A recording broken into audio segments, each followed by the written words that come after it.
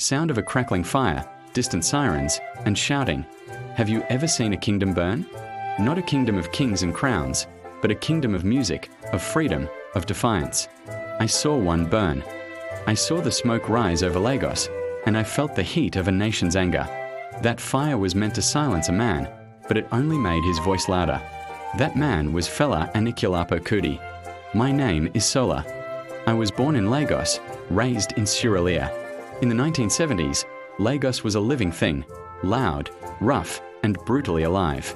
The air was thick with the smell of exhaust fumes, roasting plantain, and the tension of military rule.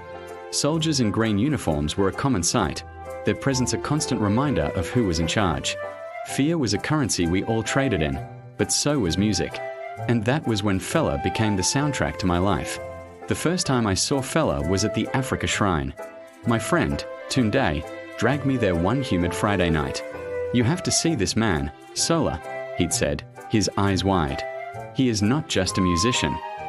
The shrine wasn't a fancy place. It was a warehouse of rebellion, hot and packed, full of thick, sweet smoke, the smell of sweat, and bodies moving as one. The energy was electric, a shared secret whispered in the dark. Then he came out. Fela. No grand entrance. He walked onto the stage with his saxophone, bare-chested, with colourful beads hanging from his neck. He did not greet anybody. He didn't smile. He just raised his saxophone to his lips and started to play. The music was long. Impossibly long. It wasn't the neat, 3-minute pop songs on the radio. This was a journey. The drums were a conversation, a complex language of their own. The horns were a chorus of shouts, sometimes joyful, sometimes angry. And then, his voice entered like a lick of fire. He sang in pidgin, the language of the streets, so everybody could hear him well. He wasn't singing about love or heartbreak. He sang about the darkness we saw every day, the police demanding bribes at checkpoints, the soldiers who acted like kings, the leaders who chop money and forget the people. He named names. He pointed fingers. We laughed, a bitter, knowing laugh. We shouted in agreement, because inside, in the quiet parts of our hearts, we knew every single word was true. Fela wasn't just playing music, he was holding up a mirror to our lives. He said the things we only dared to whisper in our homes. After that night, the shrine became my church. I went back again and again. Every show was a lesson and a protest rolled into one. He would talk for long stretches between songs, his Yabi sessions, where he would dissect the news, mock the government, and educate the crowd. We weren't just an audience, we were students in the school of resistance.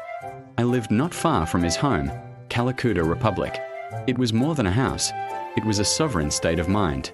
A commune where the rules of military Nigeria didn't apply. Music blasted from morning to night. Men and women lived freely, artists, activists, and followers all drawn to Fela's orbit. The newspapers and the government called it a den of madness, of drugs and immorality. But to us, it was a glimpse of freedom, a place where you didn't have to be afraid. Fela declared it the Kalakuta Republic because he said the Federal Republic of Nigeria was not treating her people right. It was his ultimate act of defiance. Then, in 1977, the defiance was met with brutal force. The day everything changed. February 18th. 1,000 soldiers descended on Kalakuta. They came with guns, with batons, with fire. I saw the black smoke billowing into the sky from my street. Panic erupted. People ran, their faces masks of terror. Women cried, their wails cutting through the chaos. Later, the stories trickled out, each one more horrific than the last. They beat people senseless. They destroyed everything. And they threw Fela's mother, Funmilayo Ransom Kuti, from a second-story window. An old woman, a national hero, a fighter for independence. She never recovered from her injuries. That pain, that unimaginable loss, stayed with Fela forever. It carved new lines of grief and fury onto his face. After the burning of Kalakuta and the death of his mother, I thought Fela would calm down. How could he not? They had taken everything. But I was wrong.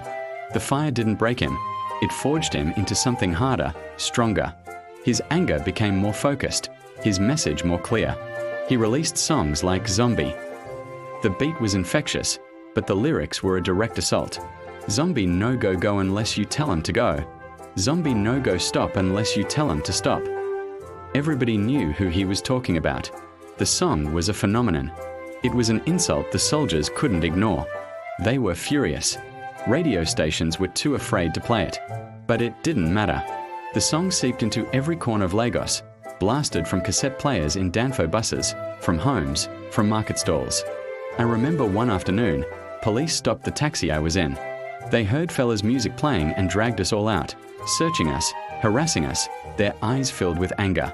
That was the kind of power his voice had. It was a weapon. Fela's fight wasn't just in his music. He formed a political party, MOP, the Movement of the People. He contested for president, not because he ever thought they would let him win, but to expose the entire system as a sham. He was arrested countless times, taken to court, thrown in prison. But each time he came out, he picked up his saxophone again, his spirit undimmed, his music sharper than before. As I grew older, I saw that Fela was not a saint.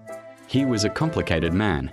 He had his troubles, his excesses, his contradictions. But he never, ever lied about who he was. He stood in front of power naked, literally and figuratively, without an ounce of fear. He was our flawed, fearless, truth teller. When Fela died in 1997, a silence fell over Lagos. The city stood still. People from all walks of life, from the market woman to the university professor, cried as if they had lost a member of their own family. His funeral was a testament to his impact, a massive, mournful parade. But his music did not die. It only grew louder. Today, years later, young people who were not even born when he was alive shout his words. They dance to his revolutionary beat. They still hear the truth ringing inside the rhythm. Fela put a mirror before Nigeria and before the world. The reflection in that mirror was loud, chaotic, and deeply uncomfortable. But it was real. When we looked into it, we saw the ugliness of corruption and fear, but we also saw our own incredible strength, our resilience, our unbreakable spirit, all mixed together. I was there. I heard him.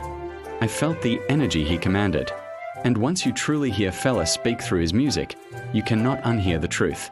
It stays with you, a permanent beat in your soul.